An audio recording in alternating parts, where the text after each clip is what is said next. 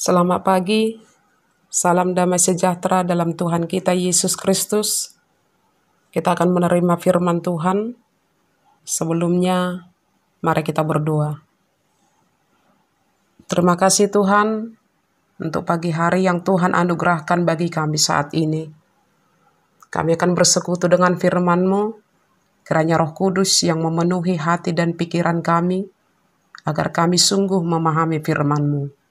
Di dalam Kristus Yesus kami berdoa. Amin. Firman Tuhan yang menyapa kita pada pagi hari ini, yaitu Sabtu tanggal 1 Juli 2023, yang ditetapkan dalam Yesaya pasal 56 ayat 1, demikianlah firman Tuhan.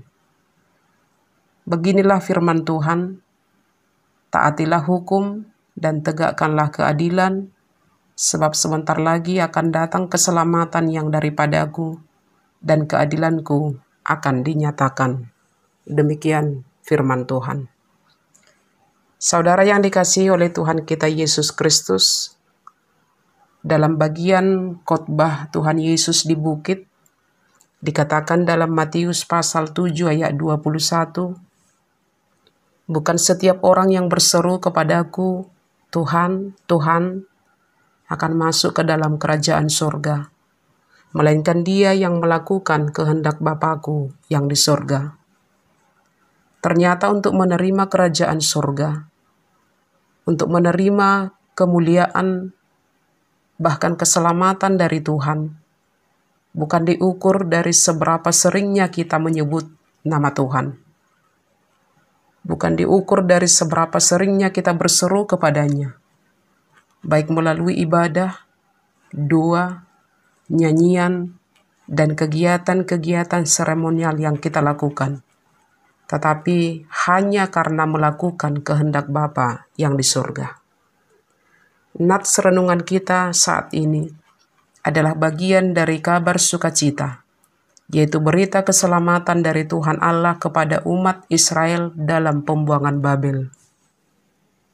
Mereka akan menerima keselamatan dari Allah, asal mereka melakukan yang dikehendaki oleh Tuhan.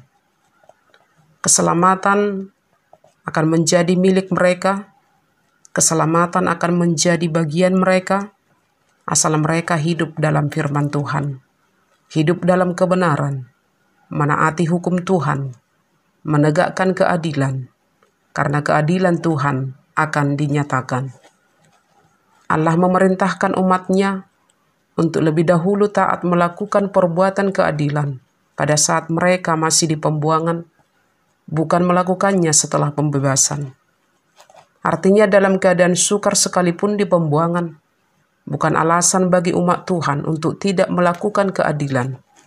Sebab Tuhan yang akan membebaskan mereka adalah Tuhan yang adil dan yang akan segera menyatakan keadilannya. Saudara yang dikasihi oleh Tuhan kita Yesus Kristus, keselamatan adalah anugerah. Keselamatan adalah pemberian dan inisiatif Allah semata.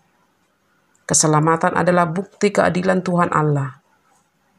Kematian anaknya Tuhan Yesus Kristus sebagai tanda kasih-Nya untuk menyelamatkan dunia ini adalah sebagai bukti bahwa Allah itu adalah adil, sebab Dia menyatakan keselamatannya bagi dunia ini, bagi semua orang, asal mau melakukan kehendak Tuhan. Artinya sekalipun keselamatan adalah anugerah pemberian Tuhan, tetapi sama seperti tema tahun profesionalisme dalam penata layanan HKBP tahun 2023 ini, kerjakanlah keselamatanmu dengan takut dan gentar, mengajak kita untuk hidup sesuai dengan janji keselamatan itu. Keselamatan harus dikerjakan dan direspon dengan cara hidup dalam kebenaran dan keadilan Tuhan, sampai keselamatan yang kekal akan dinyatakan Tuhan bagi setiap orang yang setia hidup dalam kehendak-Nya. Isilah keselamatanmu dengan hidup dalam ketaatan dan keadilan dalam melakukan segala aktivitas sepanjang satu hari ini. Amin.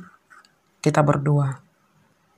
Terima kasih Tuhan atas kebenaran firman-Mu yang telah kami renungkan pada pagi hari ini.